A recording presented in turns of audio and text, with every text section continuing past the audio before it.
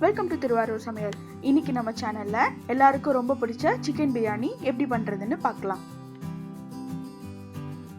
சிக்கனை நல்லா வாஷ் பண்ணிட்டு அதுல 1 டீஸ்பூன் மஞ்சள்தூள், 1/2 table spoon ginger garlic paste, 1/2 table spoon red chilli powder, 1/2 table spoon coriander powder, 1/2 table spoon biryani masala, 3/4 cup தயிர், 2 teaspoon உப்பு, கொஞ்சம் புதினா இலை, கொஞ்சம் கொத்தமல்லி, இது எல்லாத்தையும் நல்லா மிக்ஸ் பண்ணிட்டு 30 மினிட்ஸ் மேரினேட் பண்ணி வைங்க.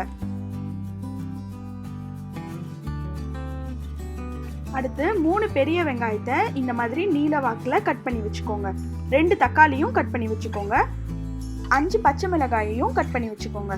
இப்போ ஒரு குக்கர்ல 2 டேபிள் ஸ்பூன் நெய், 2 டேபிள் ஸ்பூன் எண்ணெய் ஊற்றி சூடானதும் நம்ம கட் பண்ணி வச்சிருக்கிற பச்சை மிளகாய், வெங்காயம் இது ரெண்டுத்தையும் நல்லா ஃப்ரை பண்ணிக்கோங்க.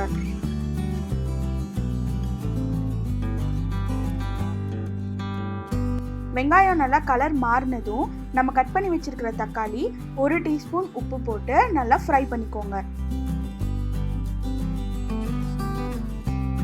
வெங்காயம் தக்காளி நல்லா வதங்கினதுக்கு அப்புறம் நம்ம மேரினேட் பண்ணி வச்சிருக்கிற சிக்கனையும் இது கூட சேர்த்து நல்லா ஒரு மிக்ஸ் பண்ணிக்கோங்க.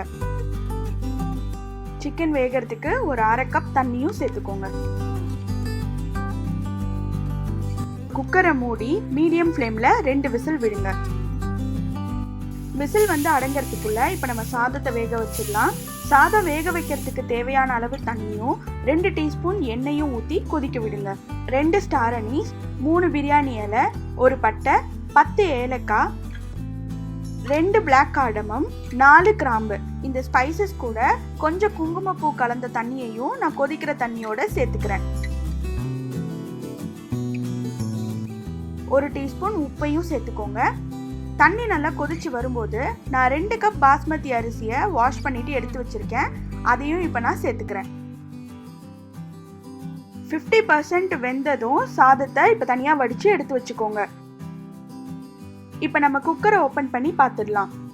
சிக்கன் நல்லா வெந்துருச்சு.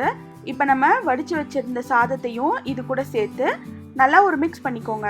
அது கூட 1 டேபிள் ஸ்பூன் நெய்யையும் சேர்த்து கொஞ்சம் புதினா இலையும் இது மேலே ஸ்ப்ரெட் பண்ணிட்டு ஹை ஃப்ளேமில் ஒரு விசில் விடுங்க.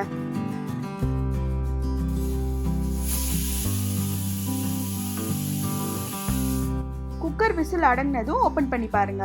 பிரியாணி எப்போதுமே இந்த மாதிரி சைடுலேருந்து கிளறுங்க. நல்ல உதிரியான சிக்கன் பிரியாணி ரெடி ஆயாச்சு. நீங்களும் இதே மாதிரி ட்ரை பண்ணி பாருங்க. சாதத்தை தனியா வேக வைக்காம குக்கர்லயே சிக்கன் பிரியாணி பண்றது எப்படின்னு நான் இன்னொரு வீடியோல காட்டியிருக்கேன். அதோட லிங்கையும் நான் இந்த டிஸ்கிரிப்ஷன்ல தரேன்.